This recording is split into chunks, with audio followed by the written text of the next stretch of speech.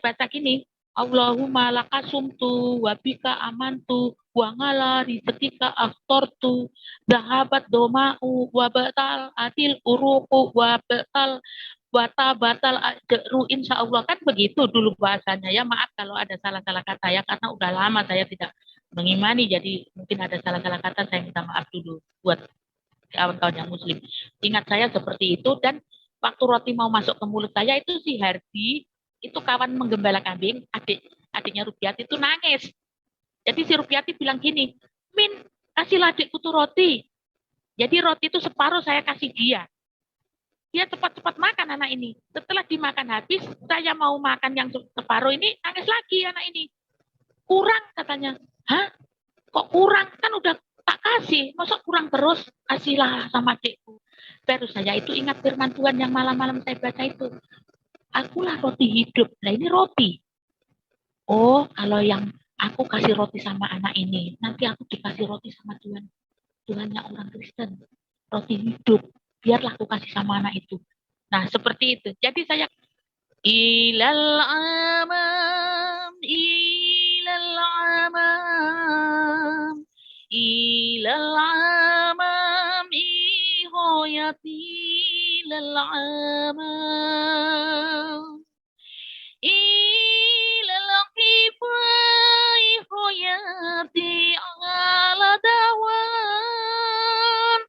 ilal sumum ya tinggal al-amam anti suti fil wujud fi qibi nafsil wujud wa hayati wa dami anti umul umami ilal amam ilal amam ihoyati ilal amam.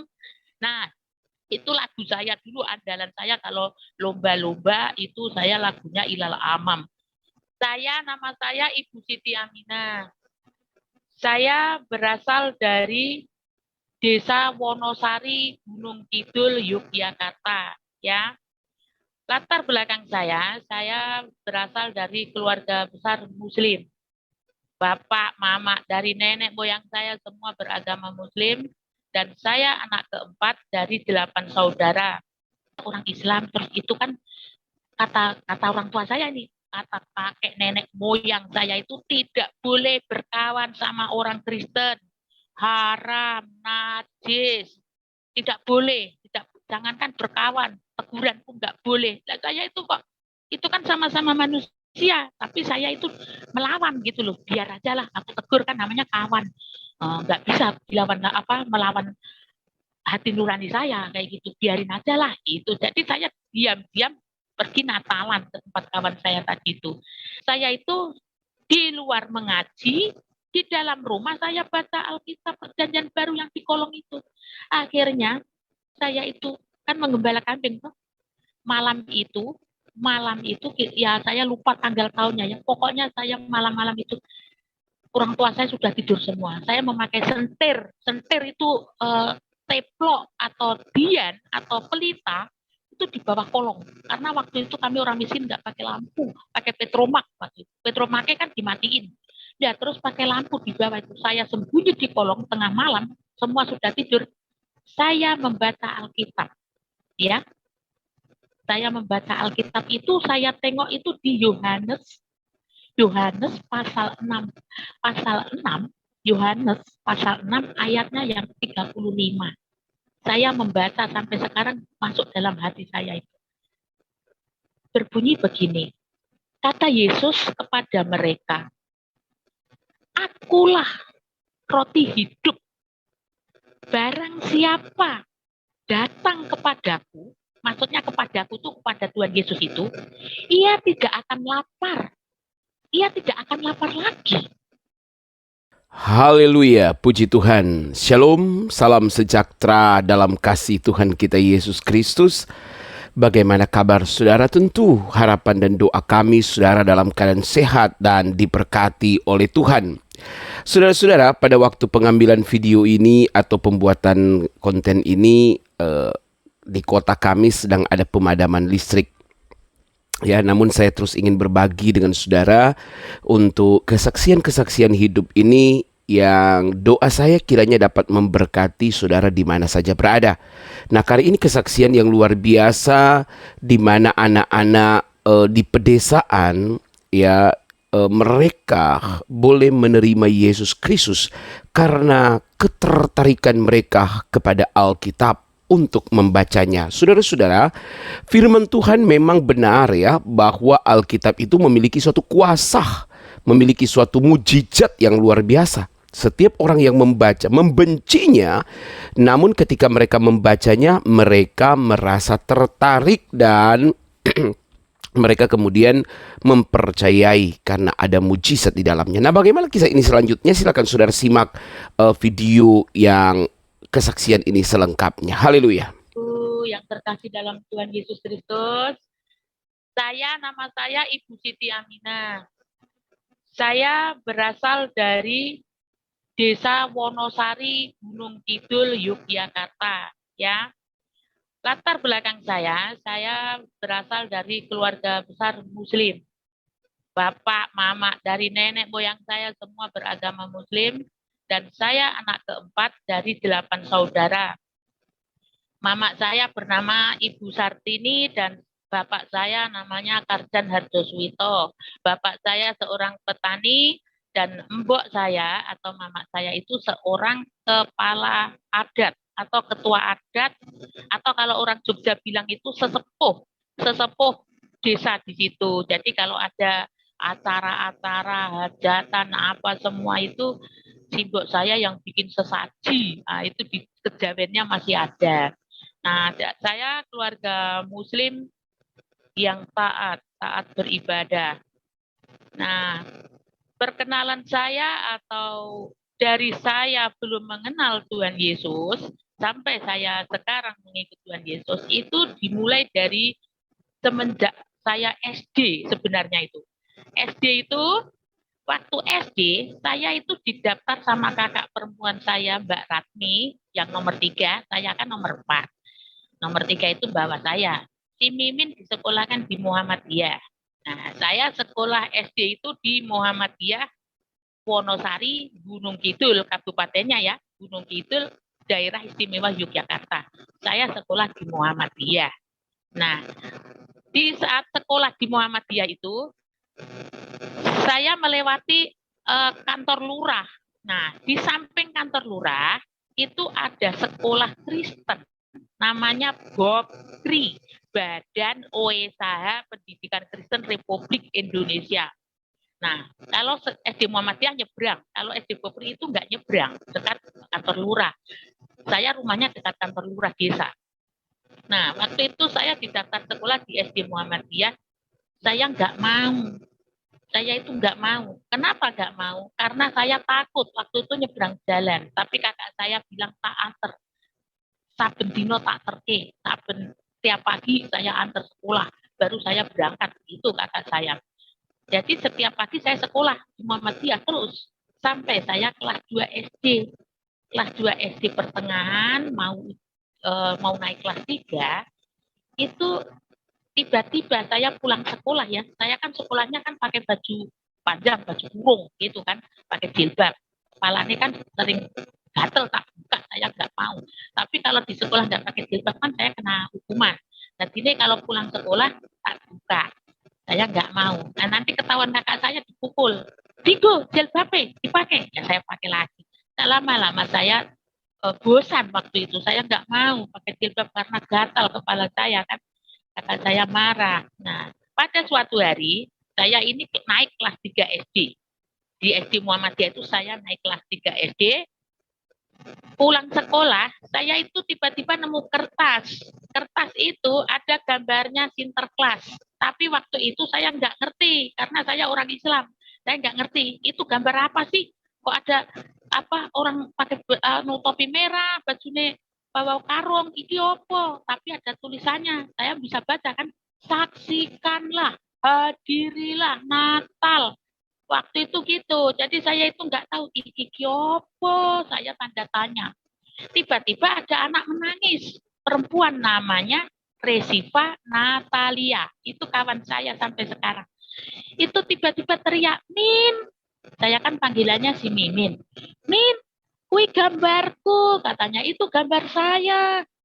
Saya lihat, iki opo. Oh, ini namanya Santa Claus. Saya senang melihat Santa Claus itu. Saya gembira.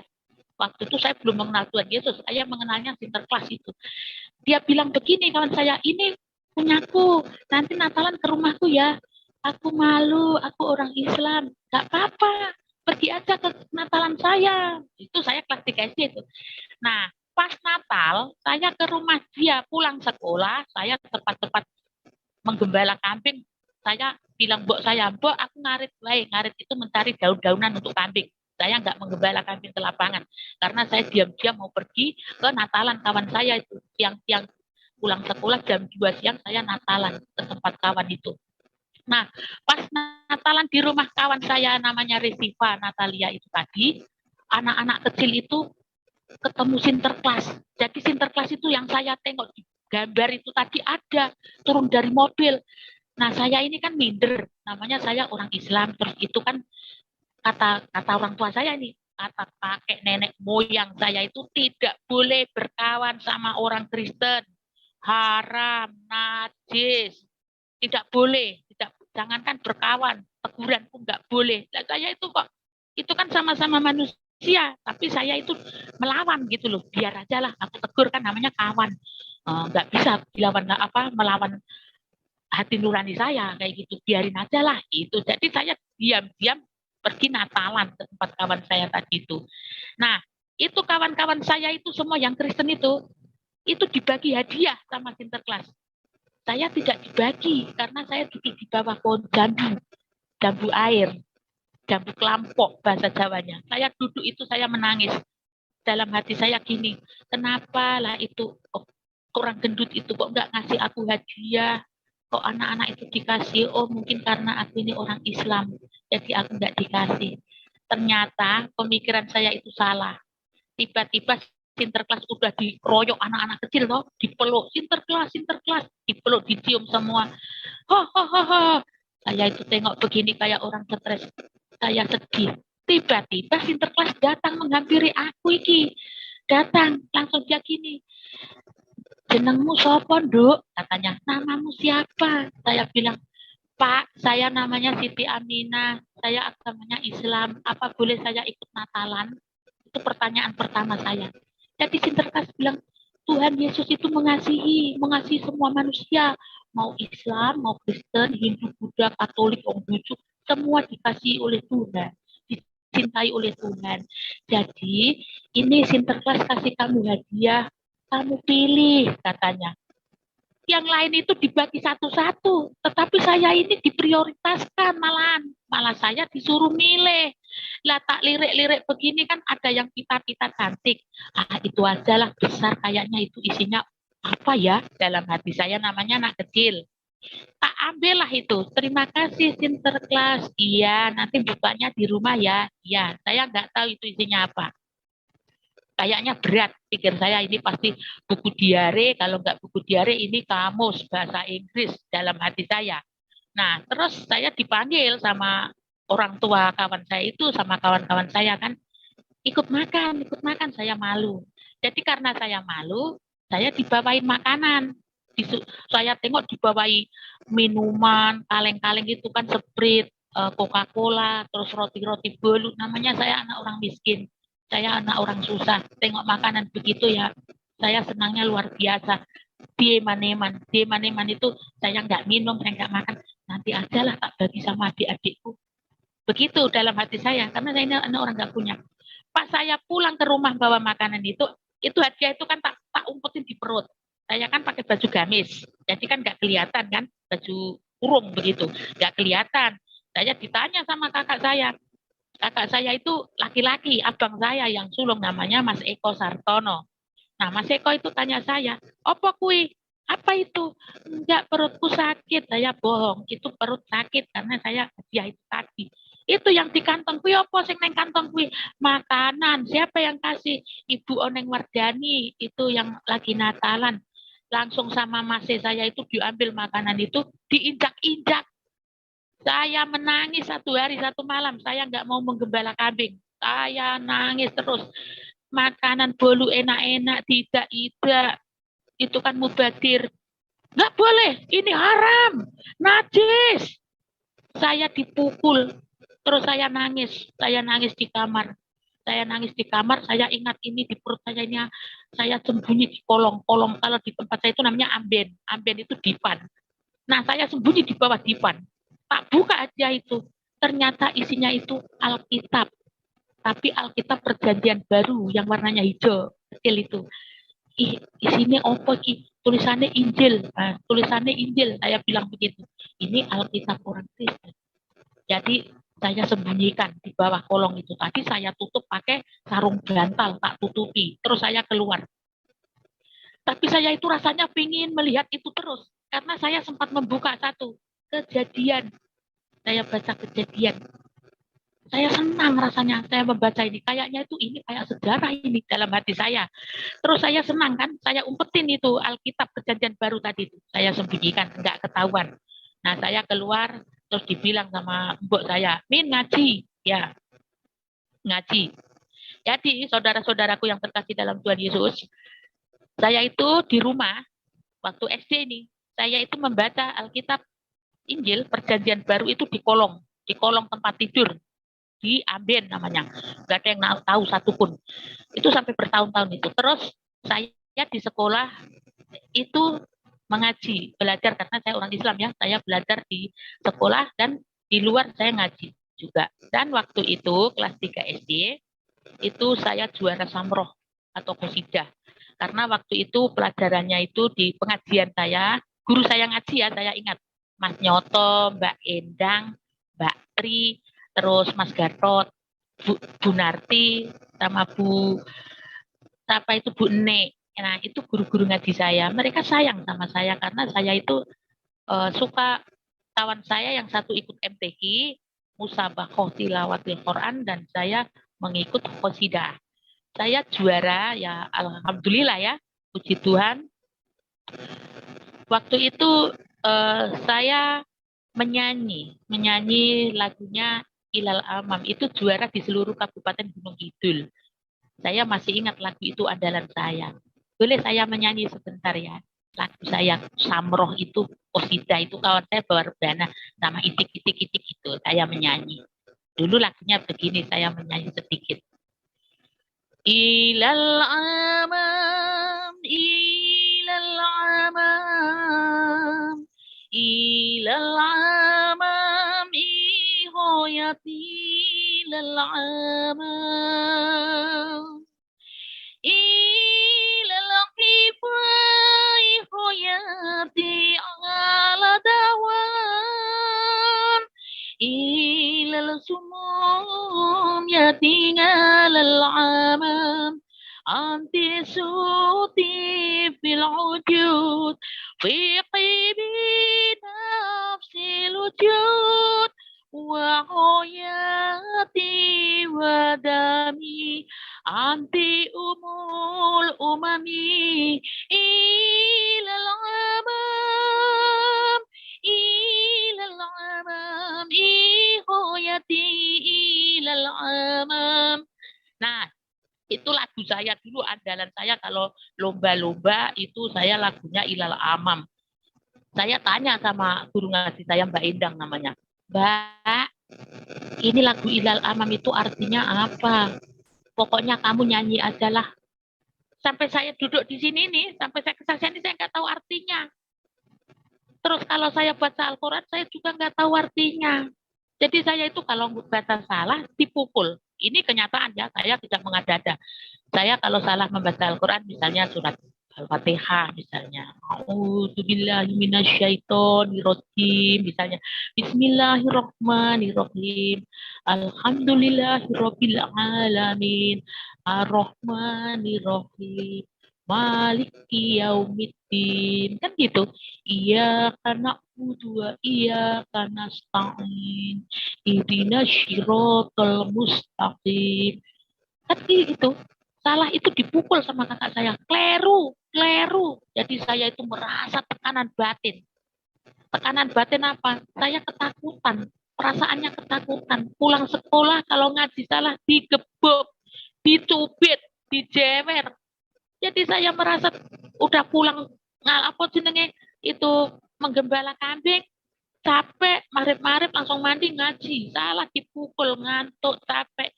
Sampai saya itu sedih. Kenapa lah saya ini dipukul terus? Kalau salah ngaji dipukul, salah ngaji dipukul. Jadi saya itu maunya begini, jangan dipukul lah, biarlah saya mengaji itu dengan tenang. Kakak saya kan kejam-kejam. Saya nggak menjelekkan saudara kandung, tapi memang kenyataan kakak saya itu kejam-kejam. Kalau saya salah ngaji dipukul terus. Kudu apal, harus hafal. Tidak tahu artinya, tapi apal. Gitu loh. Apal, nih orang ngerti maksudnya. Orang ngerti artinya opo. Ya saya kan bingung jadinya. Ya udahlah, nggak apa-apa. Nah, terus saya itu di luar mengaji, di dalam rumah saya baca Alkitab Perjanjian Baru yang di kolong itu. Akhirnya, waktu SD itu, saya itu kan menggembala kambing tuh.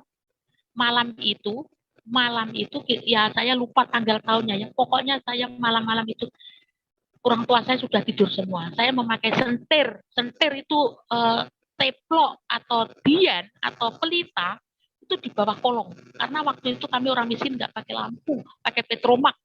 Petromaknya kan dimatiin. Ya terus pakai lampu di bawah itu. Saya sembunyi di kolong tengah malam, semua sudah tidur. Saya membaca Alkitab. Ya, saya membaca Alkitab itu saya tengok itu di Yohanes pasal 6. Pasal 6, Yohanes pasal 6 ayatnya yang 35. Saya membaca sampai sekarang masuk dalam hati saya itu. Berbunyi begini. Kata Yesus kepada mereka, "Akulah roti hidup. Barang siapa datang kepadaku," maksudnya kepadaku itu kepada Tuhan Yesus itu, "ia tidak akan lapar. Ia tidak akan lapar lagi. Dan barang siapa percaya kepadaku, ia tidak akan haus lagi." Nah, itu Yohanes 6 pasal 35. Itu saya baca malam itu. Itu adalah roti hidup. Tuhan Yesus itu roti hidup. Saya kan masih kecil, masih kelas 3 SD. Roti hidup itu artinya apa? Saya nggak ngerti. Saya mau tanya siapa? Kalau tanya orang tua saya pasti kena hajar. Jadi saya itu bertanya-tanya dalam hati saya. Itu malam kan, paginya saya sekolah, masih di Muhammadiyah ini. Saya masih di Muhammadiyah, saya pergi menggembala kambing siangnya itu. Nah, di lapangan waktu itu lagi puasa ya, saya puasa ini. Saya puasanya nggak pernah bolong, puasa, biar sakit, puasa. Kalau nggak puasa, masuk neraka jahanam. Kalau nggak puasa, neraka jahanam. Jadi saya itu takut neraka jahanam. Saya maunya puasa. Nah, setelah maghrib, angon wedhus tadi kan saya dikasih roti sama mbah saya. Nyo, iki engko tinggal buka. Artinya ini nanti untuk buka puasa ya kalau kamu di tengah jalan, karena perjalanan rumah sama menggembala kambing di lapangan dekat rumah sakit Wonosari itu jauh sekali, kira-kira 2 kilometer. Lebih lah, 2 kilometer lebih. Nah, saya menggembala kambing. Pas adzan, saya itu mau masukkan roti di mulut saya ini. Saya baca gini, Allahumma laka sumtu wa bika amantu wa ngala rizqika aftortu dahabat doma'u wa batal atil uruku wa batal ajru insya Allah. Kan begitu dulu bahasanya ya. Maaf kalau ada salah-salah kata ya, karena udah lama saya tidak mengimani, jadi mungkin ada salah-salah kata, saya minta maaf dulu buat kawan-kawan yang muslim. Ingat saya seperti itu. Dan waktu roti mau masuk ke mulut saya itu si Hardi, itu kawan menggembala kambing, adiknya Rupiati itu nangis. Jadi si Rupiati bilang gini, "Min, kasihlah adikku tuh roti." Jadi roti itu separuh saya kasih dia. Dia cepat-cepat makan anak ini. Setelah dimakan habis, saya mau makan yang separuh ini, nangis lagi anak ini. Kurang katanya. Hah? Kok kurang? Kan udah tak kasih. Masa kurang terus? Kasihlah sama adikku. Baru saya itu ingat firman Tuhan yang malam-malam saya baca itu. Akulah roti hidup. Nah ini roti. Oh, kalau yang aku kasih roti sama anak ini, nanti aku dikasih roti sama Tuhan, Tuhannya orang Kristen, roti hidup, biarlah aku kasih sama anak itu. Nah, seperti itu. Jadi saya kasih roti lah sama si Hardi. Saya nggak jadi makan. Kok perasaan perut saya kenyang, padahal saya belum buka puasa itu. Itu jangan-jangan ini namanya roti hidup. Nah, anak kecil belum mengerti apa itu roti hidup. Perasaan saya setelah roti itu saya kasih, saya pulang mengantar kambing saya itu, menggiring kambing saya ke kandang, itu saya nggak merasa lapar. Terus si mbak panggil, no, terus buka urung, durung mbak. Nah, buka dhisik. Saya buka puasa, minum air saja, sama makan kolak waktu itu. Nah, seperti itu. Jadi saya itu belajar apa ya? Orang tua saya itu mengajari kami itu taat beragama, sholat, puasa, itu selalu saya ini. Dan saya juga beramal baik, beramal soleh, harus nurut orang tua. Semua saya ikutin, saya nggak nakal. Saya ngikut apa omongan orang tua saya. Tetapi saya minta maaf sama orang tua saya karena saya sudah melawan orang tua saya. Saya minta maaf sebesar-besarnya. Minta ampun. Jadi saudara-saudaraku yang terkasih dalam Tuhan Yesus Kristus, kejadian ini mungkin sampai saya masuk ke kuburan, ke liang lahat ini saya tidak akan lupa. Kejadiannya apa? Bukan yang roti tadi, roti itu hanya itu firman Tuhan, tetapi mengena di hati saya masalah roti tadi. Saya ngasih roti orang tadi. Nah, ini kejadian kedua, kelas 3 SD ini, di mana saat itu juga saya minta pindah sekolah Kristen. Karena begini, malam itu ada wayang di tempat saya. Kami orang Jogja itu ada wayang. Nah, mama bilang, si mbok saya bilang gini, ayo dong nonton wayang. Nah, karena bapak waktu itu kerjanya malam, kerja apa sama kawan-kawannya pergi, jadi mama saya ngajak kami, saya sama adik saya, waktu adik saya kan 4, waktu itu adik saya yang 3 yang diajak, adik saya 3, sama saya berarti berempat. Mbok saya gendong adik saya yang paling kecil. Adik saya yang 2 itu ikut saya.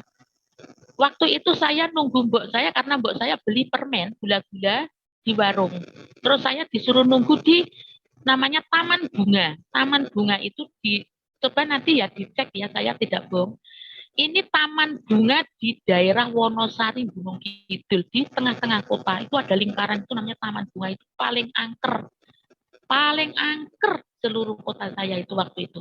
Dan di situ ada radio zaman Belanda, radio. Di situ banyak hantu katanya, banyak wewe gombel, banyak segala macam. Dan saya itu duduk di situ, di bawah pohon beringin besar sama pohon maoni. Nah, di antara pohon maoni dan pohon beringin itu kan ada kembang-kembang gitu kan, saya duduk di situ sambil melamun. Terus adik-adik saya lari-lari. Saya bilang, namanya adik saya itu Bandi dan Epi, ya. Bandi dan Epi. Yang digendong mama saya itu namanya Sri Purwanti, yang digendong. Sekarang dia di Jakarta. Sekarang mereka sudah oke lah, sudah naik haji semua. Jadi, adik saya ini lari-lari. Tiba-tiba, itu ya, saya cerita itu nggak ada satupun keluarga saya percaya, tapi biar aja lah. Yang penting saya melihatnya. Nah, tiba-tiba saya melihat sinar-sinar.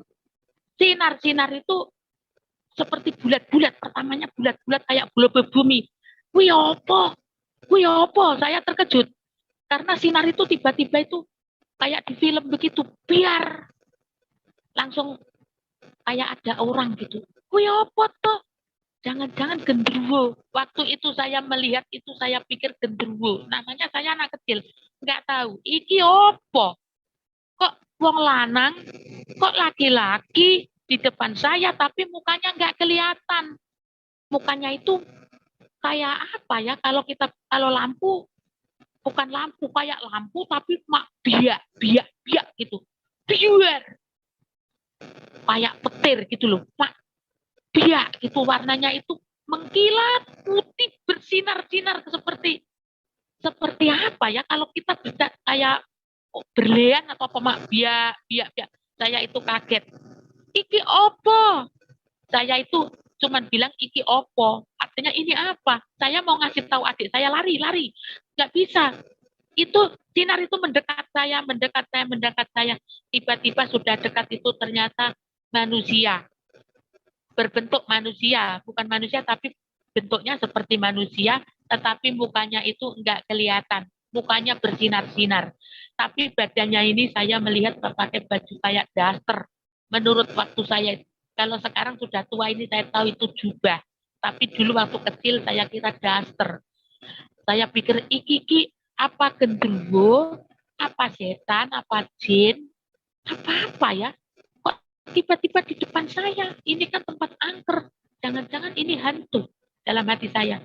Tiba-tiba ini yang bersinar-sinar ini tangannya itu saya tidak melihat bicara.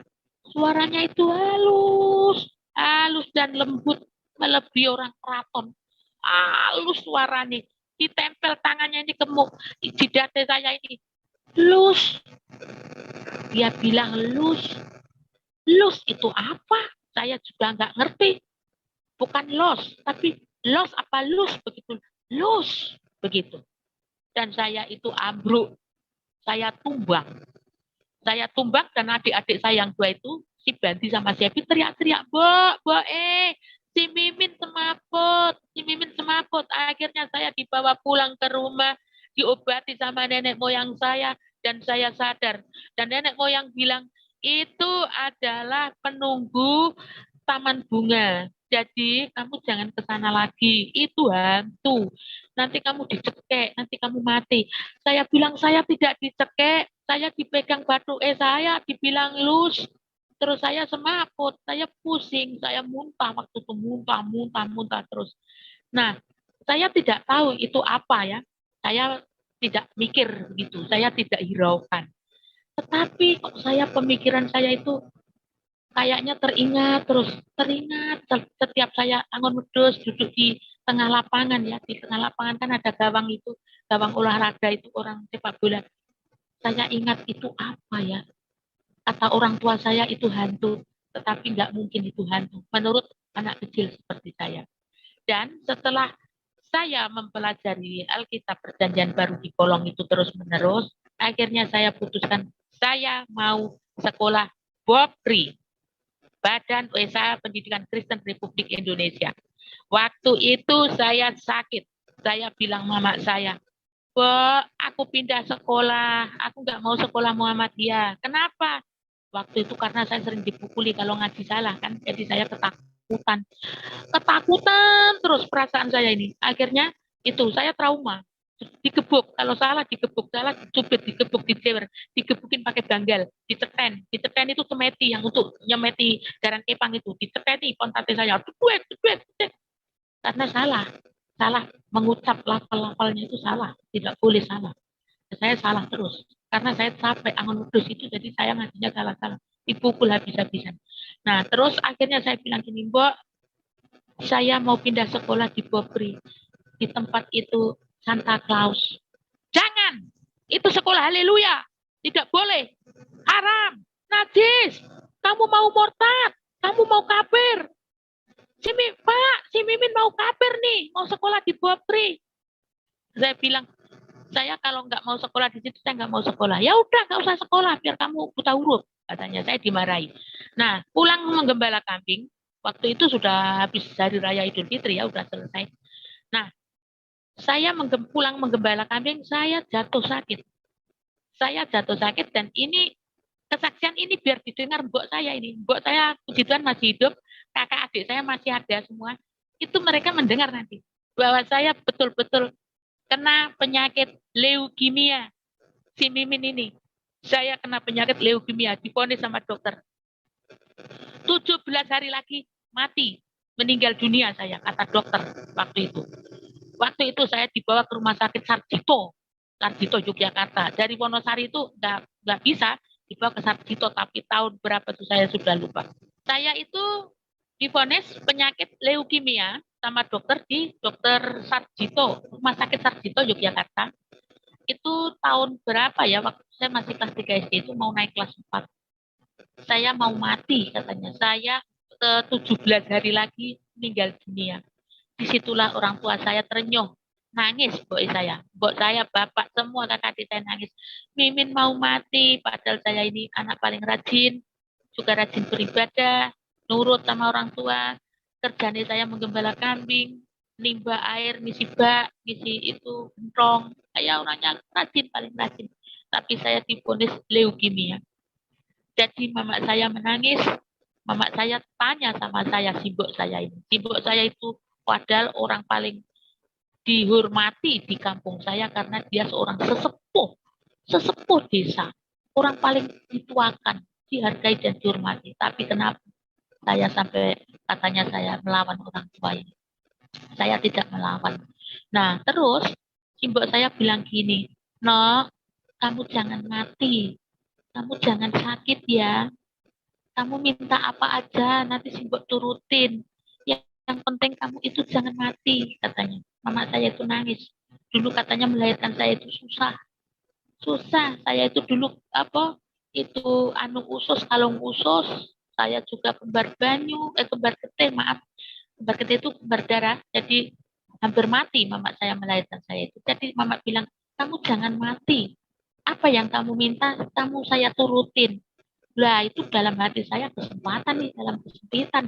Wah, saya minta sekolahnya pindah. Itu. Jadi saya bilang, "Mbak, aku nggak mati. Aku nggak leukemia."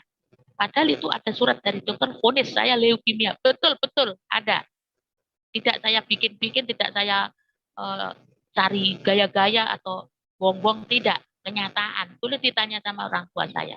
Saya leukemia. Akhirnya saya bilang, "Mbak, saya pindah sekolah biar saya nggak mati." Loh, sekolah di mana? Itu dekat balai desa. Jangan, itu sekolah haleluya. Mama saya atau buat saya itu bilang sekolah Kristen itu sekolah haleluya. Gitu. Jadi saya mau sekolah haleluya. Tidak boleh. Ya kalau tidak boleh saya masih mati 17 hari lagi. Kata bapak saya ini, biarin aja lah. Dia kan sekolahnya aja yang Kristen, tapi kan agamanya tetap Islam, kan begitu. Akhirnya saudara-saudaraku yang terkasih, saya naik kelas 4, saya pindah sekolah. Puji Tuhan, saya sekolah Kristen. Sekolah BOKRI, Badan Usaha Pendidikan Kristen Republik Indonesia. Saya dipindah di situ. Disitulah saya merasa berbahagia. Dan saya paling suka menyanyikan lagu begini, lagu Jawa ya. Lagu Jawa yang setiap saat itu saya ingat-ingat ya. Monggo derek Gusti senenge senenge, derek Gusti Yesus senenge, maju terus maju ing ngarsane Gusti saestu seneng-senenge. Itu artinya mari kita mengikut Tuhan Yesus. Kalau kita mengikut Tuhan Yesus, maka kita akan bahagia. Kita pasti senang. Kita akan selalu bersenang dan berbahagia kalau mengikut Tuhan Yesus. Itu lagu itu betul-betul meresap dalam hati saya. Kalau saya mengikut Tuhan Yesus, pasti saya bahagia dong dalam hati saya. Tetapi saya abaikan itulah. Nah, intinya saya sudah sekolah di situ, puji Tuhan, dan saya sudah belajar doa Bapa Kami. Nah, begitu. Jadi saya pendidikannya SD, SD Kristen, dan saya belajar Alkitab Perjanjian Baru dari Matius, Markus, Lukas, Yohanes, itu di bawah kolong. Nah, terus di luar saya mengaji, saya juga tidak perlu saya sebut baca Al-Qur'annya ya, nanti saya salah-salah. Yang penting intinya saya dari keluarga muslim yang taat. Nah, terus akhirnya kelas 6 SD lulus, itu ketahuan kakak perempuan saya yang dulu mau mendaftarkan saya di SD Muhammadiyah itu, namanya Mbak Ratmi, lagi nyapu-nyapu di kolong itu.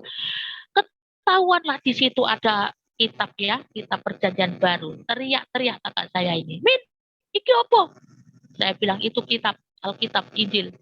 "Kenapa kamu simpan udah bertahun-tahun ini, udah buluk katanya, udah kotor." "Buang." "Tidak." Saya melawan. "Saya tidak mau." "Kenapa? Kamu kan orang Islam. Kenapa kau simpan ini? Kamu dosa. Kamu masuk neraka paling jahanam.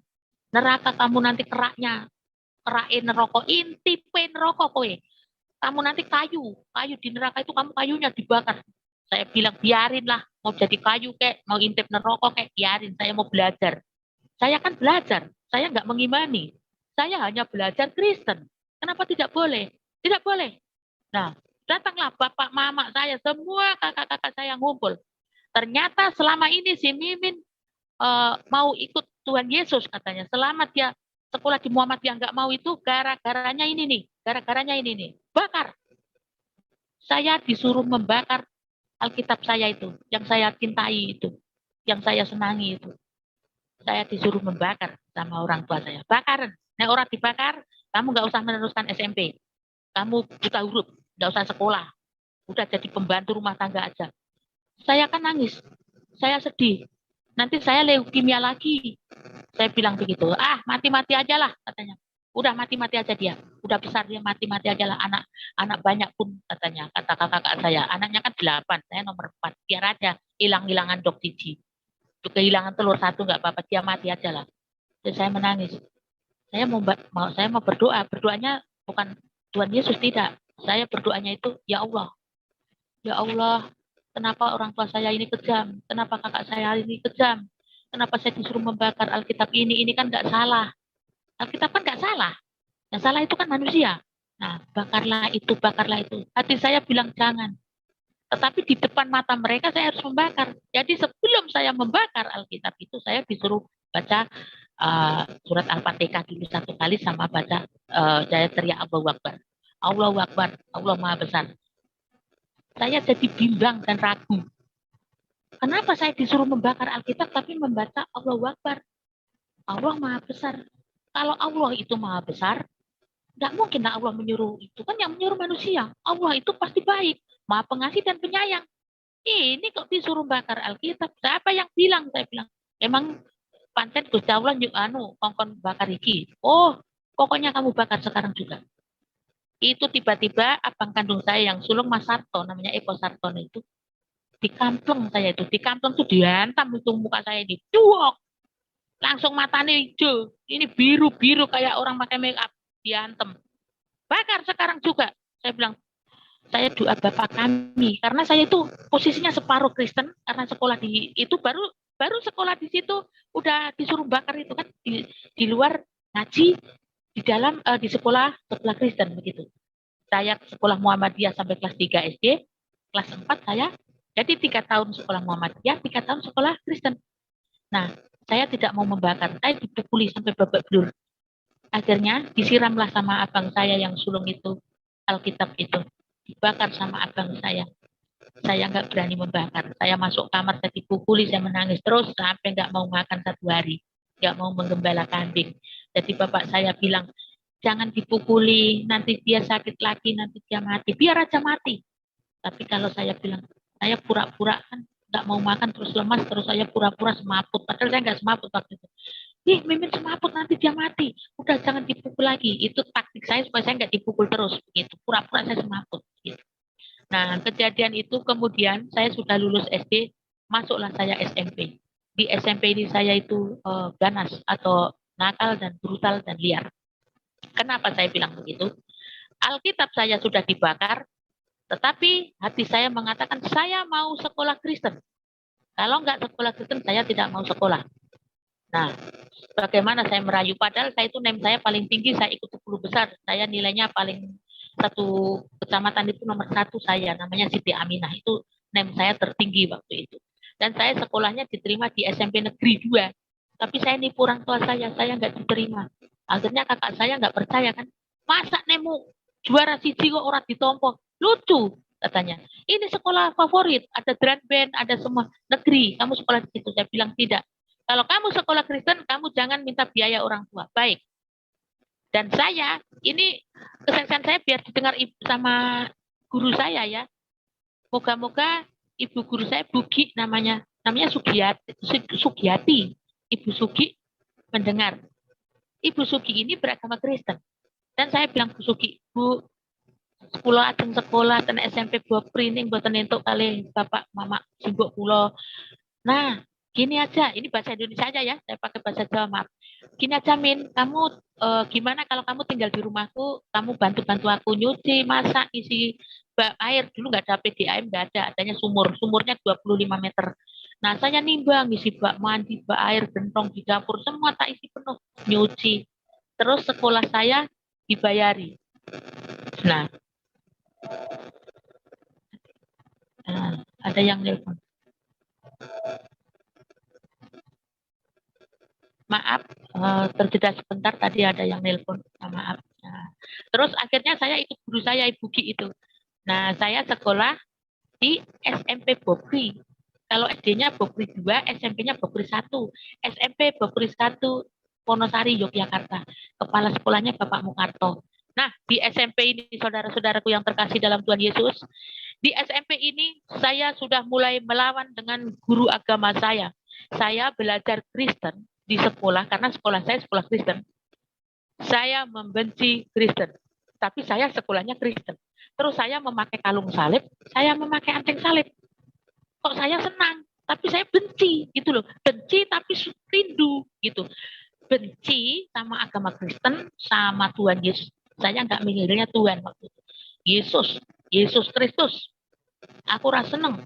Aku nggak suka dan nggak senang sama yang namanya Yesus Kristus dan yang namanya uh, agama Kristen. Itu agama, ya, agama yang dilaknat oleh Allah karena kafir. Nah, begitu. Kafir sangat mengerikan. Katanya kafir, kafir. Sedih saya kalau dibilang kafir. Nah, ini orang nggak kafir lah. Saya bilang gitu. Jadi, SMP itu saya sudah di sekolah, di Kristen, tapi di luar saya mengaji. Waktu itu saya mengajinya nggak di Masjid Al-Amin. Tadinya kan di Al-Amin, dekat rumah saya itu ada Masjid Al-Amin namanya, di Gadung Sari itu. Saya pindah sama kawan-kawan saya di Laskar Mujahidin. Laskar Mujahidin di Masjid Mujahidin ya, di daerah saya juga, tapi jaraknya sekitar 2 kilometer. Kami jalan kaki ke sana di Masjid Mujahidin itu. Disitulah di Masjid Mujahidin, kami sering mengaji di situ dan kami diajari yang namanya Laskar Jihad ya. Jihad. Jihad itu apa sih? Apakah jihad yang ngebom? Bukan. Apakah jihad yang bikin merusak negara NKRI ini? Bukan. Jihadnya apa? Misalnya, kita bekerja membanting tulang, membantu keluarga, itu namanya jihad. Nah, jihad beragama itu apa? Nah, jihad itu ya kita istilahnya ya, kita melakukan rukun Islam dan rukun iman dengan baik. Ya, kita suka bersedekah, membantu semua orang, membantu orang yang susah, atau kita ya berjihad untuk keluarga kita, ya seperti itu. Itu namanya jihad, jihad yang baik. Kami belajar di situ. Nah, SMP nih, SMP kelas 2, saya punya kawan, ya. Kawan saya itu satu pengajian, satu laskar sama saya. Kawan saya itu namanya Upri, ya. Saya sebut namanya ini, Mbak Upri, ya. Nah, Mbak Upri itu bilang begini, saya posisinya SMP Kristen loh, SMP Kristen. Jadi di sekolah itu belajar Kristen, di luar saya belajar ngaji. Jadi posisinya saya agamanya Islam gitu loh. Nah, terus si Mbak Upri ini bilang begini sama saya, Min, opo, maaf pakai bahasa Jawa ya, opo, kue wani orang ngenai tai neng gereja GKJ, Gereja Kristen Jawa. Gereja Kristen Jawa, pendetanya nama Bapak Gembalanya namanya Bapak Supangat. Nah, Bapak Supangat ini punya istri namanya Esther Sulastri Supangat. Itu guru agama saya di SMP itu. Gitu loh. Jadi guru saya agama itu ibu istrinya pendeta gitu, istri gembala gitu. Saya sering bertanya sama guru saya itu, Bu, saya ini kan orang Islam nih, ya saya mau bertanya boleh nggak? Boleh. Kenapa Tuhan Yesus itu waktu disalib itu teriak-teriak? Saya bilang begitu. Teriak apa? Eli, Eli, lama sabatani, kan begitu. Artinya, Bapak, Bapak, mengapa engkau meninggalkan aku? Itu kan berarti Tuhan Yesus itu bukan Tuhan dong. Karena dia pemanggil Bapak. Bapak itu siapa? Berarti kan dia itu memanggil seseorang, atau maaf ini, memanggil Tuhan itu. Tuhan yang benar. Allah maksud saya. Dan itu bukan Tuhan. Jadi guru saya tanya begitu kan, mau menjawab bagaimana ini si bandel satu ini, si Mimin ini. Itu Tuhan Yesus itu dalam kemanusiaannya, Mimin, katanya. Maksudnya apa kemanusiaannya? Dijelaskan sampai 1000 kali pun saya tidak paham-paham. Saya tidak paham, saya tidak mengerti. Saya tetap bilang bahwa Yesus adalah Nabi. Nabi Isa Al-Masih. Begitu, Isa Al-Masih. Tapi saya itu ingat, Isa Al-Masih itu siapa sih? Isa Al-Masih itu siapa? Apakah dia Nabi? Apakah dia itu Allah? Dalam hati saya itu, dalam hati saya. Karena saya membaca Al-Quran juga ya. Biar nggak pandai, nggak fasih, saya Al-Quran terjemahan juga. Saya kan sedikit-sedikit mengerti. Dan dari nenek moyang saya, dari guru-guru ngaji saya juga diceritakan bahwa nanti kalau hari kiamat, itu yang datang itu bukan Nabi Muhammad, bukan Nabi Musa, bukan Adam, bukan Hawa, bukan Nabi Lut, Nabi Nuh. Tidak. Yang datang nanti di hari kiamat, kalau ini sudah kiamat ya, udah bumi ini diobrak-abrik sama Tuhan, udah hari kiamat datang. Tiba-tiba yang muncul itu siapa? Yang muncul itu Isa Al-Masih. Isa Al-Masih itu ya Tuhan Yesus itu. Loh, kok kenapa Tuhan Yesus? Kenapa Isa Al-Masih? Yang ini ada ini ayatnya. Nah, saya tidak perlu sebut ya. Itu ayatnya ada. Ini Isa Al-Masih yang turun ke dunia. Dan saya tidak percaya. Tapi lama-lama saya tidak percayanya itu di mulut sama guru saya itu. Tapi di hati kan bertanda tanya. Sebentar saya langsung mikir-mikir gitu kan. Apa iya ya? Apa iya ya? Oh iya, dulu saya pernah baca ini. Begitu. Jadi akhirnya SMP itu saya tetap beragama Islam dan saya tetap belajar Kristen di sekolah saya. Dan saya diajak laskar jihad saya di Mujahidin tadi itu sama kawan saya loh, bukan guru ngaji saya. Kawan saya namanya Mbak Upri. Min, berani nggak kamu ngasih tai? Hah? Masa kasih tai sih? Iya, di GKJ nanti tak kasih uang 10.000. Itu kawan-kawan saya itu mereka itu nggak berani. Satu pengajian itu nggak berani. Kami sore-sore pulang ngaji kan, maghrib. Sebelum sholat maghrib lah. Jadi saya bilang, saya berani.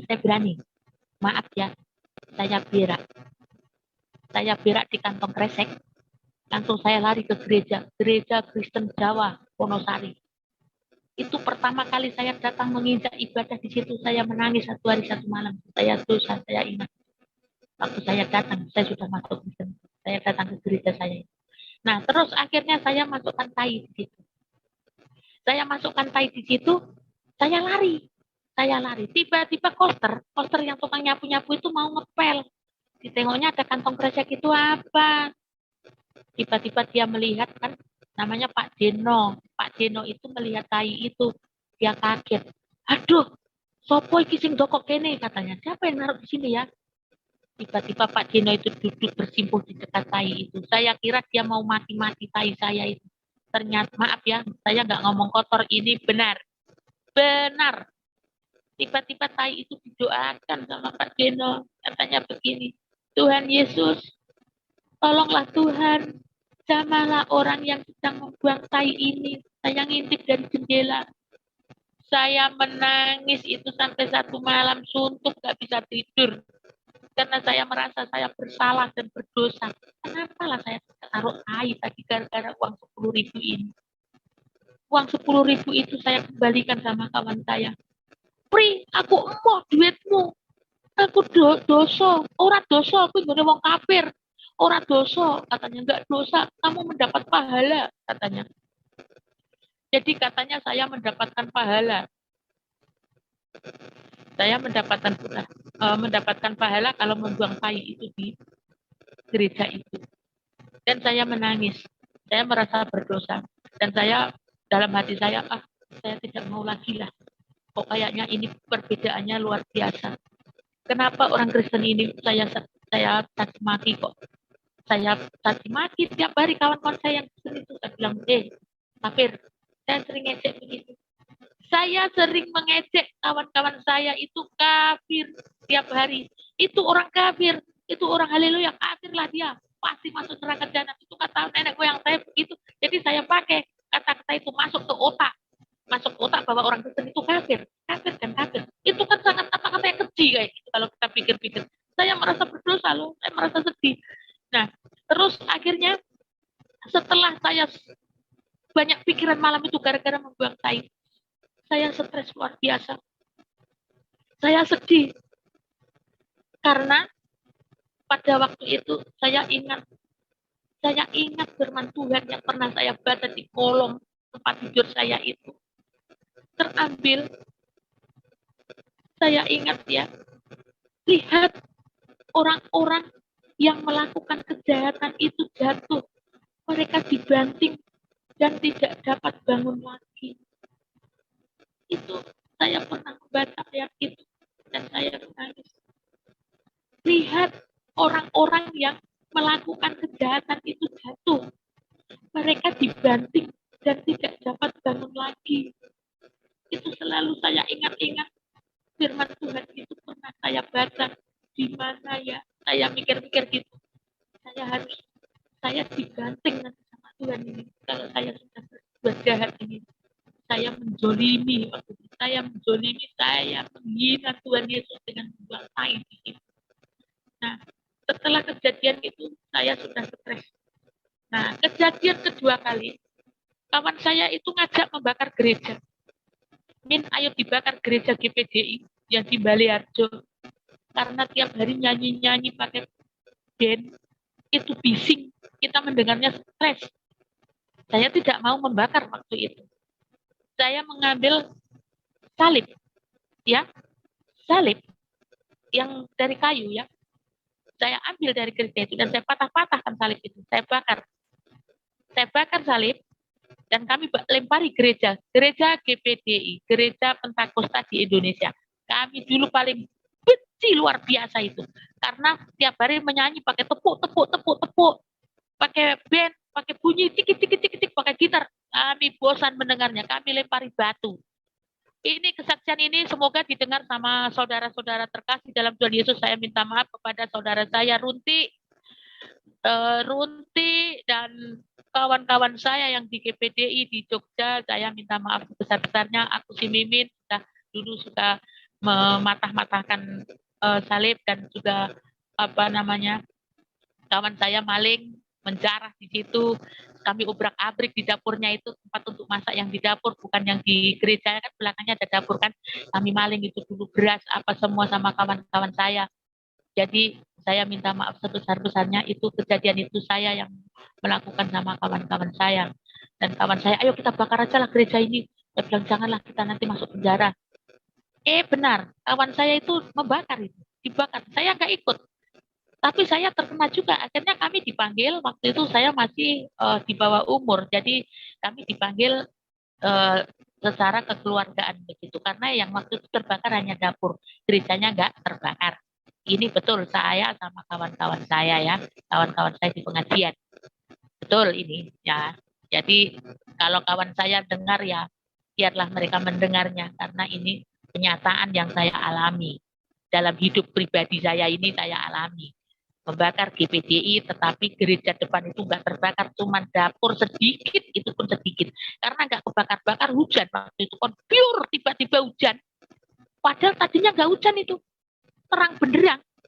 Tapi kan malam itu kan, malam-malam gitu ada bulan purnama. Lah kok hujan, itu kan nggak masuk akal. Tetapi, bukan tidak masuk akal, tetapi Tuhan Yesus itu kan maha ajaib kan. Ajaib, sangat ajaib gitu. Tidak ada yang mustahil bagi Tuhan. Biarpun itu terang benderang, tiba-tiba kok hujan. Itu kan sangat aneh. Tiba-tiba hujan dan kehujanan. Jadinya nggak kebakar itu dapur itu cuma sedikit. Yang di tempat cucian piring itu aja yang terbakar. Karena sudah nggak kebakar, kami stres dan kami maling itu di dalamnya itu. Beras, Indomie, itu kami maling, kami sikat. Nah, kami maling Indomie itu, saya baru teringat kalau saya masuk Kristen itu dibilang sama saudara-saudara saya dikasih Indomie. Saya nggak gila Indomie, buat apa? Tapi waktu penjarahan itu saya gila Indomie. Kebalik kan? Nah, kebalik. Saya sampai gitu ngomong sama keluarga saya, kebalik. Waktu saya menjadi laskar itu, saya maling Indomie. Itu saya gila Indomie. Tetapi saya setelah masuk Kristen, dibilang saya itu gara-garanya disogok pakai Indomie. Mana ada? Jangankan Indomie, saya nggak disogok pakai apa-apa, itu dari hati saya. Saya mau cerita, supaya apa? Supaya menjadi berkat. Supaya orang-orang yang seiman dengan saya yang sekarang itu lebih mencintai Tuhan Yesus. Bahwa Tuhan Yesus itu adalah Allah yang hidup. Allah yang bergerak kemana-mana, di mana-mana. Bukan Allah yang mati seperti batu diam. Kita sembahyang berpuluh-puluh tahun tidak ada jawaban sama sekali. Hatinya nggak tenang, taunya dipukul, diancam, mau dibunuh. Kan lucu. Kita ini kalau kemarin saya itu kan mau dibunuh itu, tapi ya puji Tuhan lah saya nggak mati sampai detik ini. Tapi kalau memang semua kehendak Tuhan, kalau memang saya dikehendaki untuk mati, ya biar saja lah saya matilah, saya tidak takut mati ini. Nah, seperti itu. Jadi begini saudara-saudara yang terkasih. Nah, setelah SMP itu saya merasa sudah buang tai, bakar gereja sama kawan-kawan maling, akhirnya dimaafin kan. Orang Kristen kan baik-baik waktu itu kan. Kawan saya si Runti, itu paling baik itu Mbak Tari, halo Mbak Tari. Nah, Mbak Tari itu orang GPDI itu. Mereka memaafkan saya, Mimin, kamu sahabatku, gak apa-apa. Jangan kamu ulang ya. Ih, saya menangis. Itu seperti Pak Deno yang membuang tai saya itu mendoakannya supaya saya dijamah Tuhan Yesus. Kan kasihan diri saya ini. Kenapa kok saya bisa jadi kayak gitu ya? Kenapa saya jahat? Nah, akhirnya saya stres. Saya stres. Saya bilang orang tua saya, ini gimana ya saya ini? Kok hidup saya ini antara dalam hati saya ini mencintai Tuhan Yesus, hati saya, tetapi luarnya itu roh. Maksud saya sekarang baru saya sadar, roh saya itu saya mencintai Tuhan Yesus. Saya tidak mau membakar gereja, saya tidak mau mematahkan salib, saya tidak mau jahat. Tetapi di luar kendali, itu di badan saya ini, jasmani saya ini jahat luar biasa sama kawan-kawan saya. Ada orang nyanyi tak lempari batu. Ayo kita curi sandalnya, ayo. Orang pergi gereja itu dikiranya sandalnya taruh di luar, kayak orang di masjid. Ternyata tidak. Pas kami intip, sepatunya dipakai. Jadi nggak jadi dicuri, kayak gitu. Nah, akhirnya apa-apa pokoknya kami itu intinya jahat sama orang Kristen. Tidak boleh. Nah, kami selalu menghina. Orang lewat mau pergi gereja, pagi-pagi kami pasangin ular-ularan. Ular-ularan itu dari apa ya? Kalau orang bilang itu godong lumbu. Godong lumbu itu atau talas ya. Itu petalas itu kami bakar kan jadi hitam. Kayak ular digini-giniin. Itu pagi-pagi orang mau pergi gereja itu jatuh ketakutan, jatuh kami tertawa. Kalau ada orang Kristen kami buat-buat begitu, kami tertawa. Lama-lama saya mikir, kenapa ya kok saya ini kok jahat? Kenapa saya ini berbuat seperti itu? Itu pemikiran saya terus. Tetapi hal itu tidak pernah saya abaikan, saya lupakan. Saya tetap beragama Islam, SMP, lulus, dan saatnya saya sekolah di Semea Negeri. Saya sekolah di Semea Negeri, itu kan SMP-nya Bopri kan yang biayai guru saya, namanya Bugi. Ya, nah, SMA ini saya sudah nurut orang tua saya negeri. Kata mbok saya, wes sekolah negeri, baru mama malu karena kamu dibiayai gurumu. Udah, kamu nggak usah sekolah Kristen lagi ya. Saya bilang, ya, saya mau sekolah Islam. Saya mau sekolah pesantren. Enggak, saya enggak mau. Jadi negeri. Saya sekolah biasa, saya sekolah negeri, SEMEA ya. Sekolah Menengah Ekonomi Atas, SEMEA Negeri 3, Wonosari, Gunung Kidul, Yogyakarta. Kepala sekolahnya waktu itu Bapak Sungkono. Nah, saya sekolah di situ. Nah, sekolah di situ, kawan saya namanya negeri, itu kan bermacam-macam. Ada yang Kristen, Katolik, ada yang Hindu, ada yang Buddha. Jadi kolaborasi. Jadi apa ya, rasa kebersamaan, toleransi itu ada ditanamkan. Jadi aku juga nggak terlalu fanatik ya, saya nggak terlalu fanatik agama Islam tidak. Tapi saya kan belajar. Saya menghargai juga agama yang lain. Karena di pengajian saya itu nggak diajari yang jahat-jahat itu nggak ada.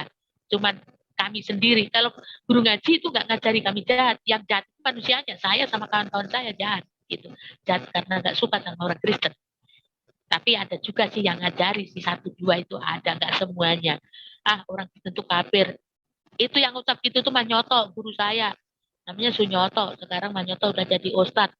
Nah, Pak Ustadz, Pak Nyoto, ingat ya, dulu kamu bilang saya itu kafir. Nah, itu. Kafir, si Mimin udah kafir, udah murtad.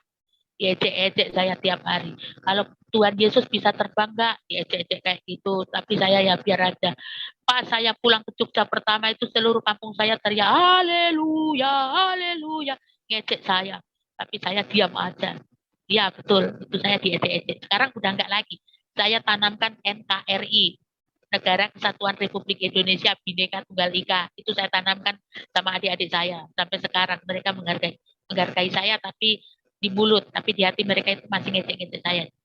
Biar aja lah, itu saya nggak mikir itu. Nah, intinya sekarang saya sudah, waktu itu saya sudah SMA Semea, dan di Semea itu semakin hari berkawan sama orang-orang Kristen dan semakin tumbuh. Saya senang. Jadi waktu pendaftaran sekolah, kan ada nulis di formulir toh, ditanya, ditulis agama begitu.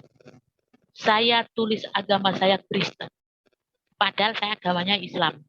Kenapa saya agamanya Kristen ditulis di situ? Karena saya mau belajar kekristenan. Kalau saya sekolah di Kristen, pasti saya dihajar habis-habisan dan saya tidak dibiayai orang tua saya. Ini otak saya jalan. Biar aja lah belajar Kristen, sekolah di negeri. Nanti ditanya agamanya apa Kristen. Begitu.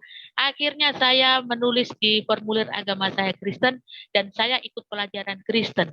Saya ikut pelajaran Kristen, tapi di rumah saya tetap mengaji dan saya tetap uh, menghafal Al-Quran. Maaf. Jadi setelah saya perbandingan hati saya mengatakan, saya mau ikut Tuhan Yesus. Kenapa saya mengikut Tuhan Yesus? Karena perasaan hati saya itu mengatakan, saya teringat itu yang sinar-sinar itu terus sinterklas, dan saya sudah belajar bagaimana Tuhan Yesus itu mengajarkan kasih. Terus kalau di luar saya itu tidak mendapatkan kasih, adanya itu kejahatan. Itu pemikiran saya. Kalau di luar itu saya jahat, saya membakar gereja sama kawan-kawan saya. Ini benar, GPD itu kami bakar, tapi dapurnya aja yang bakar. Haleluya, Tuhan makasih. Jadi terus akhirnya saya mikir-mikir ini, kesempatan saya kapan ya saya mau masuk Kristen ini. Karena ini SMA ini, nggak bisa ini. Akhirnya saya bilang sama orang tua saya kelas 3 Semea, karena saya sudah memperdalam ajaran agama Kristen itu di sekolah, dan saya itu ke gereja itu diam-diam saya itu ke gereja GKJ, Gereja Kristen Jawa di Wonosari Gunung Kidul. Itu kaget semua sampai guru saya, guru SMP yang namanya Ibu Esther Sulastri Supangat, istrinya Pak Supangat yang Bapak Gembala, itu melihat saya, loh, Mimin kok kamu di gereja, kamu kan orang Islam, kamu itu di Mujahidin, nanti kamu bom. Enggak lah, saya enggak bom, saya itu mau dengar firman nih. Enggak boleh ya? Boleh sih, tapi kami takut katanya. Takut, karena saya dulu nakal. Pasti dia mau ngasih tai. Kamu yang ngasih tai kan? Itulah saya, di situ saya bilang sama ibu-ibu di situ kan, tetangga saya. Iya, aku yang ngasih tai. Akhirnya mereka itu enggak suka sama saya. Ya itu nanti di gereja mau buat-buat yang enggak itu tidak, saya minta dibaptis. Jangan, orang tuamu itu orang Islam fanatik, tidak boleh, kami enggak ada yang berani membaptis saya. Padahal saya sudah kepingin sekali itu dibaptis, ingin masuk Kristen. Nah akhirnya dengan perasaan yang stres, saya bilang orang tua saya, Mak, udah lulus ini ya, udah lulus Semea. Saya bilang, Bo, aku mau masuk Kristen. Itu kenapa? Terakhirnya itu gara-garanya begini. Saya sudah nggak tahan lagi. Itu waktu sholat. Waktu itu hari raya Idul Fitri, keluarga saya ngumpul semua dari Jakarta, dari Bali kumpul. Nah, pas di tempat ruangan sholat, kami sholat Isya ya. Saya waktu itu habis nyuci piring, terus saya paling akhir. Saya itu ketinggalan. Saya sudah pakai mukena mau ikut sholat berjamaah ya. Waktu itu bapak saya yang jadi imam. Itu tempatnya penuh. Saya kejepit di pintu, adik saya suruh geser ngel itu si perngel, panggilan adik saya yang kecil. Ngel geser. Gak ada yang mau geser. Jadi kejepit saya ini, kejepit menghadap kiblat nggak bisa. Saya menghadap utara. Itu yang menyebabkan saya itu langsung masuk Kristen itu. Gara-garanya itu saja. Bukan gara-gara saya baca Al-Quran sama Alkitab yang di kolong itu, tidak. Gara-garanya itu. Ceritanya begini, saya itu mau sholat itu menghadap ke kiblat itu nggak muat lagi, kejepit. Akhirnya saya menghadap utara. Yang lain menghadap kiblat, saya menghadap utara. Saya sudah lulus semua itu. Selesai sholat, saya kan menghadap utara, madep ngalor. Itu kan kalau orang Jawa kan, itu menghadapnya orang mati kan mujur ngalor. Nah ini saya mujur ngalor. Setelah selesai sholat isya ini, adik saya akan tahu. Bilang sama kakak-kakak saya yang laki-laki, Mas Harto, yang sulung, dan Mas Yanto. Mas, si Mimin sholatnya madep ngalor. Pak, lapor bapak, lapor paman-paman saya. Saya berdiri di situ, disuruh pegang kuping. Pegang kuping, angkat kaki, hantam. Wah, wah. Saya diajar itu sampai gigi saya ompong. Maaf, nih, yang bawah itu ompong. Darah semua. Ini pecah, ini pecah. Ini bekasnya garis ini. Dipukul kakang saya. Wah, darah muncrat. Mata saya bengkak. Saya diajar habis-habisan. Gara-gara sholat menghadap utara. Terus saya ditanya sama keluarga saya ini. Min, sini. Kenapa kamu sholat menghadap utara? Jawaban saya itu singkat, tepat, akurat. Tepat, singkat, akurat, dan pasti. Saya jawab begini. Katanya Allah itu maha kuasa, maha pengasih dan penyayang, pencipta langit dan bumi. Kenapa kita harus menghadap ke kiblat? Berarti Allah itu hanya itu kan penunjuknya di sana. Berarti sama ada. Kamu gak usah munafik. Saya bilang itu sama keluarga saya. Masa Tuhan cuma di arah situ terus? Tuhan itu kan maha kuasa. Tuhan bisa di langit, bisa di bumi. Tuhan bisa di laut, bisa di gunung, di lembah, di hutan. Di mana saja Tuhan itu ada. Kok harus menghadap sana terus? Lah saya kan kejepit, gak bisa menghadap sana. Saya menghadap mengalor ke utara. Kenapa saya disalahkan? Saya salah apa? Kamu salah. Kalau kamu sholat harus menghadap ke sana. Berarti Allah itu hanya di sana ya. Tidak bergerak-gerak ya. Pokoknya hadap sana. Gak usah tanya-tanya. Ya saya nggak tahu alasannya apa. Kok harus menghadap sana terus? Dan Tuhan itu kan di mana-mana. Saya bilang Tuhan itu kan di mana-mana. Namanya pengasih dan penyayang. Tuhan pencipta alam semesta itu di mana-mana. Kok menghadap sana terus? Berarti Allah itu adalah tak kelihatan. Tuhan itu nggak ada itu. Kalau Allah itu ya kemana-mana. Nggak boleh. Nggak boleh menghadap sana. Diajar terus saya. Diajar. Alasannya apa saya diajar? Saya tidak tahu. Katanya saya tidak tahu diri lah. Pokoknya saya ini manusia murtad lah. Segala macam saya dihina, dicaci maki. Dan saya bilang, Tuhan itu kan maha kuasa. Terserah Tuhan. Dia bilang begini, kamu sudah haleluya ya, kamu sudah mengikut sama, maaf ya, maaf Tuhan dulu di ejek adik saya, Yesus Keretus, itu bukan Yesus Kristus, tapi Yesus Keretus. Deus melu Yesus Keretus. Haleluya, haleluya, di ejek saya luar biasa, saya kafir. Kamu sudah menjadi manusia kafir, dan kamu sholat menghadap ke utara, saya menangis. Ya Tuhan itu kan bisa berubah menjadi apa-apa. Terserah. Kalau orang Islam bilang kun fayakun, terjadilah apa yang terjadi. Kan seperti itu. Demikian dengan Tuhan Yesus. Kalau Tuhan Yesus itu mau berubah menjadi batu, mau berubah menjadi air, mau berubah menjadi manusia, ya terserah Tuhan lah. Bukan terserah manusia. Kenapa manusia melarang? Kenapa manusia yang sentimen? Kan Tuhan, terserah Tuhan dong. Kayak gitu. Akhirnya saya dihajar babak belur gara-gara saya menghadap ke utara. Dan saya tunjukkan di situ dalil-dalil ya. Maaf ini nggak saya sebut di sini. Saya tunjukkan, saya bawa Alkitab waktu itu. Kan saya sekolahnya kan sekolah negeri, tapi saya mempelajari Kristen, saya pinjam Alkitab kawan-kawan, saya tunjukkan, nah, nih baca ini, itu nggak butuh katanya, itu nggak butuh. Kalau begitu saya menginjili kamu dengan Al-Quran waktu itu. Saya nggak pandai Al-Quran, tapi saya suruh baca ini ayat ini. Saya suruh buka kakak-kakak saya itu. Mereka baca, mereka bilang, kami nggak akan mempan omongan kamu. Kamu sekarang pergi dari rumah ini. Dengan keadaan saya ini, kepalanya darah semua ini ya, ini garis ini dekat alis saya ini garis turun begini, itu pecah dulu.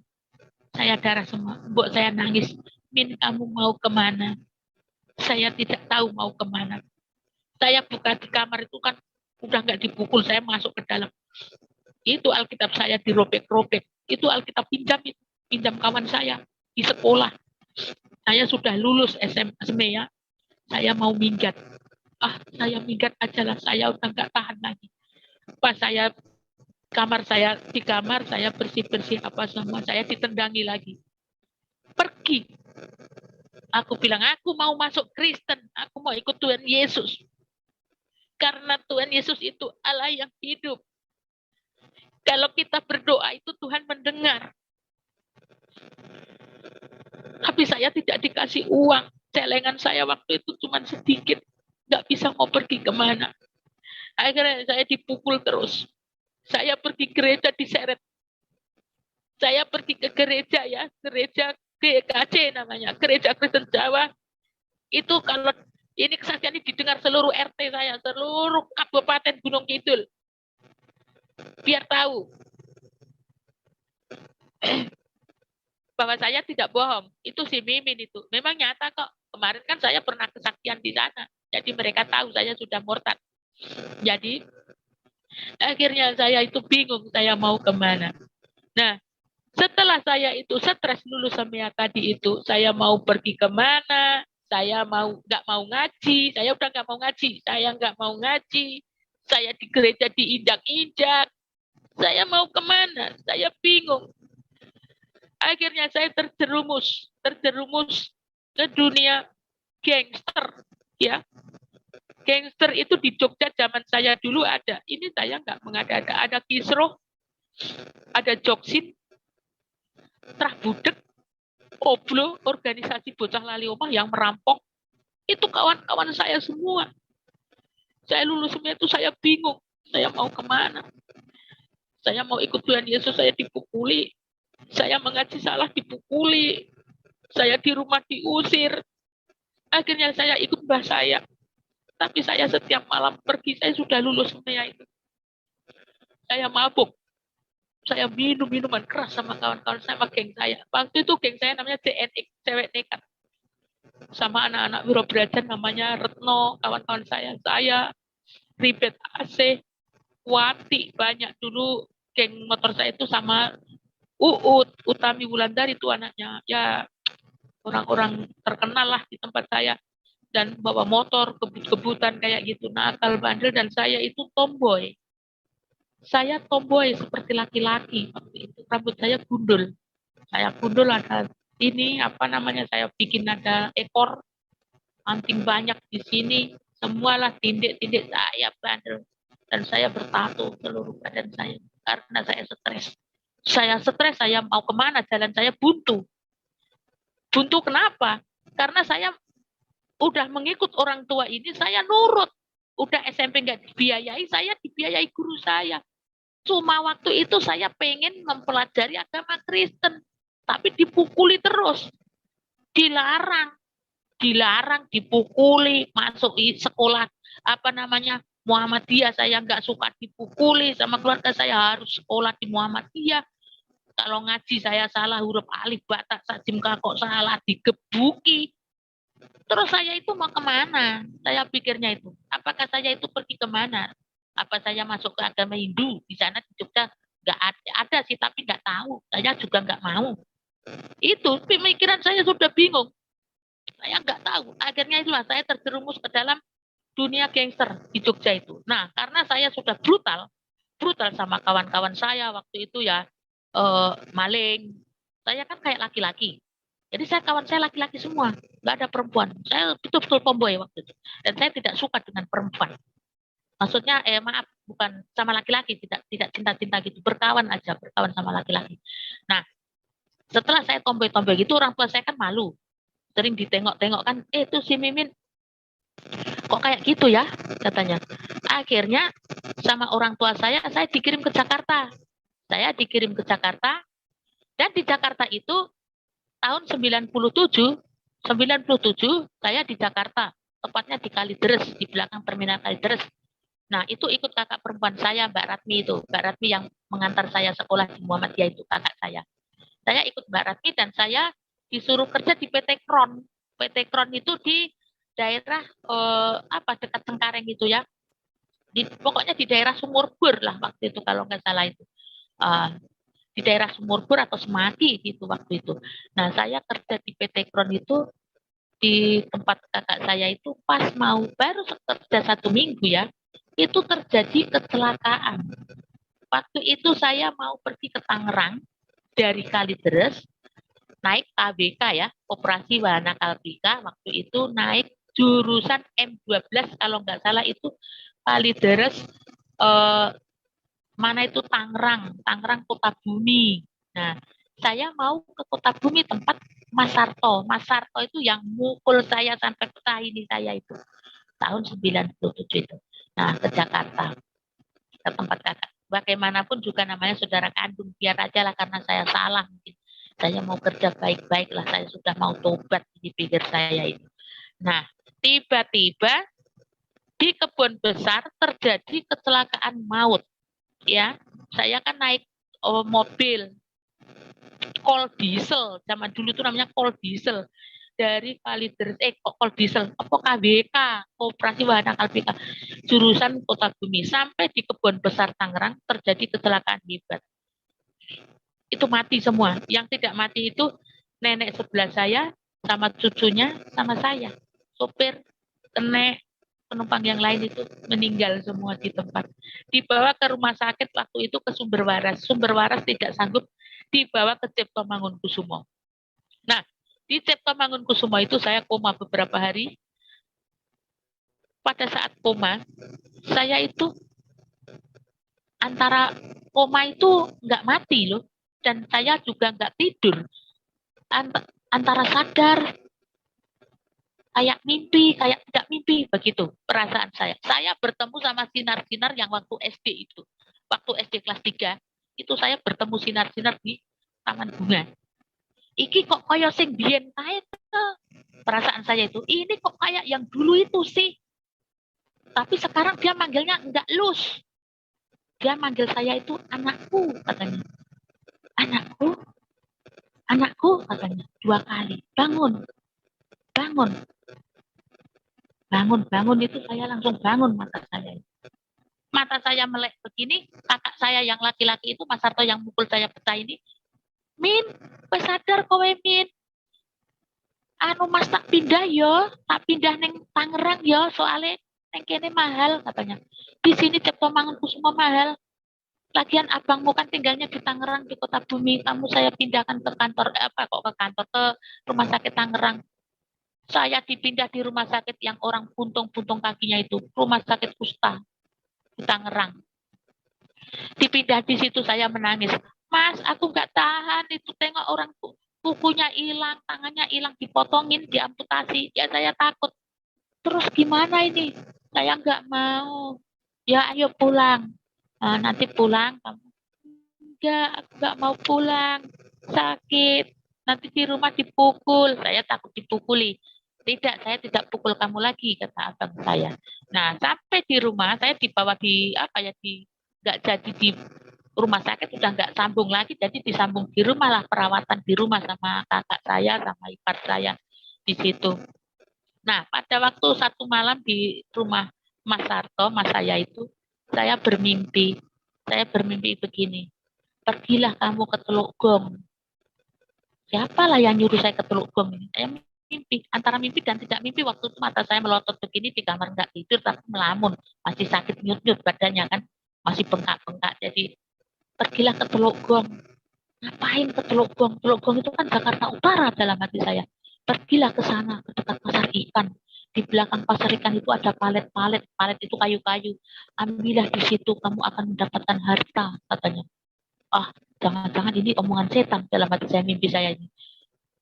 Tapi paginya itu dengan tertatih-tatih, saya ngomong mas saya, Mas, aku harus neng Teluk Gong. Kamu gila ya? Kamu kan baru sembuh, baru ini belum, kakimu aja belum, sakitmu belum sembuh, ini masih kayak gini. Aku ada perlu ke Teluk Gong. Kamu dimarahi saya, nggak boleh. Jadi abang saya pergi kerja, kerjanya itu waktu itu di Semanan, abang saya. Nah, kesempatan lah, istrinya lagi jualan di pasar, abang saya itu kerja di Semanan, di PT Logam Mulia. PT Logam Mulia di Semanan. TMS namanya. TMS, Tembaga Mulia Semanan. Nah, itu masih saya kerja di situ. Nah, terus saya itu diam-diam naik mobil. Saya pergi ke angkot itu, naik angkot, pergi mencari di Teluk Gong di dekat pasar ikan, di palet-palet kayu-kayu itu. Dan saya menemukan ini, harta ini. Yang sudah buluk ini. Ini Alkitab Perjanjian Lama. sudah sobek-sobek, dirobek-robek kakak saya. Dan ini ada tulisannya, Teluk Gong, Jakarta Utara, 6 Januari 98. Saya tulis, itu pas ulang tahunnya saya, tanggal 6 Januari. Nah, itu ulang tahunnya saya mendapat hadiah dari Tuhan Yesus Alkitab ini. Itu saya belum masuk Kristen. Nah, setelah di Teluk Gong itu sudah bawa Alkitab ini, saya pelajari, lama-lama, abang saya marah, ketahuan, dirobek-robek ini yang separuh ini. Saya melarikan diri ke Batam, tahun 2000. Tahun 2000 saya melarikan diri ke Batam, dan saya merasa merdeka, I am freedom, I am alone, I am freedom. Dan saya pergi ke gereja GPIB, Gereja Protestan Indonesia Barat, gereja GPIB Immanuel, Batu Ampar, Batam. Dan saya minta dibaptis, ibu pendeta yang membaptis saya namanya Ibu Pendeta Siska Latu Putih, dan saya menjadi anggota jemaat di situ. 2 tahun kemudian, saudara-saudaraku yang terkasih dalam Tuhan Yesus, 2 tahun kemudian saya berkenalan dengan seorang laki-laki berasal dari Alor, Nusa Tenggara Timur. Nah, saya sebenarnya nggak jatuh cinta karena saya orangnya tomboy. Saya nggak suka dengan laki-laki. Tetapi karena saya merasa bahwa saya seorang wanita dan saya tidak mungkin tomboy, saya harus memutuskan bahwa saya harus pacaran sama laki-laki, bukan pacaran sama perempuan. Nah, akhirnya saya pacaran lah sama laki-laki ini. Tanggal 12 Februari tahun 2002, kami pemberkatan nikah di gereja GPIB Immanuel. Nah, akhirnya saya hidup bersama orang Alor, saya mempunyai suami, dan saya hidup dalam suka duka, malang dan naas bersama dia. Nah, pada waktu pesta pernikahan, itu kami kekurangan makan, tamunya banyak, dan saya hanya bisa berdoa, Tuhan Yesus, aku sudah percaya dengan Engkau Tuhan, aku percaya dengan 5 roti dan 2 ikan. Itu saya berdoanya singkat.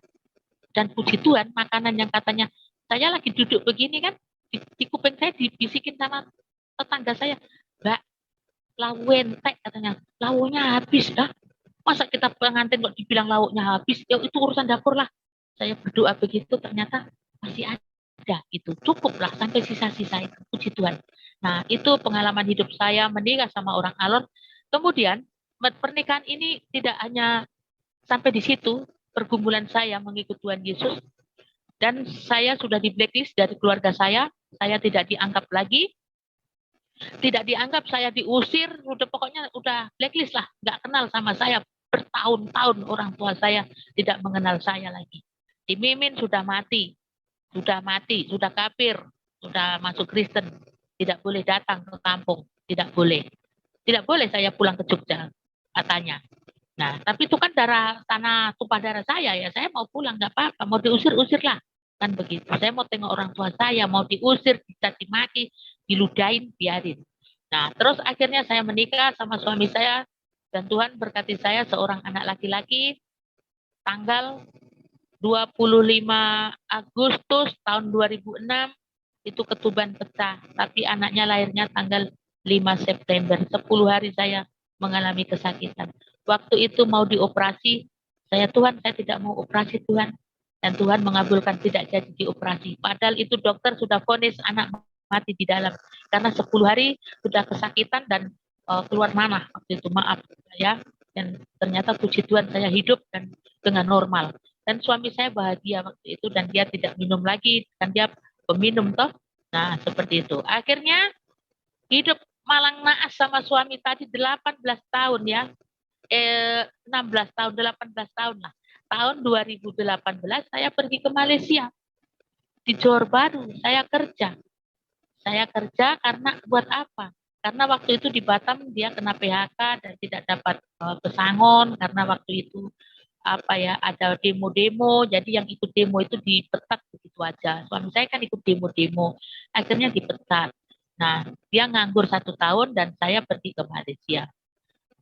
Pergumulan hidup saya ya, saya masih anggota jemaat GPIB ya, GPIB di Bahtera Hayat Kapling Lama, Batu Haji, Batam. Ini saya namanya Ibu Sitamina, saya anggota jemaat dan waktu itu ada bocoran bahwa katanya ada pentabisan majelis, saya mau dipilih menjadi seorang diaken waktu itu. Tetapi saya memilih untuk bekerja di Malaysia dan Tuhan mungkin marah sama saya karena saya tidak mendengar omongan Tuhan, karena saya tidak pernah mendengarkan firman Tuhan. Tidak pernah. Jadi saya memilih dunia daripada saya memilih surga. Itu saya kedagingan saya itu lebih saya utamakan daripada roh. Terbukti saya kerja di Malaysia, saya nggak mengikut kata Tuhan. Saya jadi diaken di gereja, saya tidak mau. Itu dosa yang paling besar. Dan akhirnya saya pergi tahun 2018 saya kerja di Malaysia. Tahun 2020 saya finish kontrak, saya pulang. Ternyata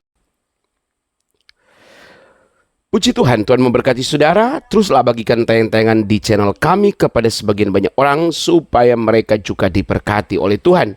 Sampai berjumpa lagi dalam program acara kami selanjutnya. Tuhan Yesus memberkati. Shalom, haleluya, puji Tuhan.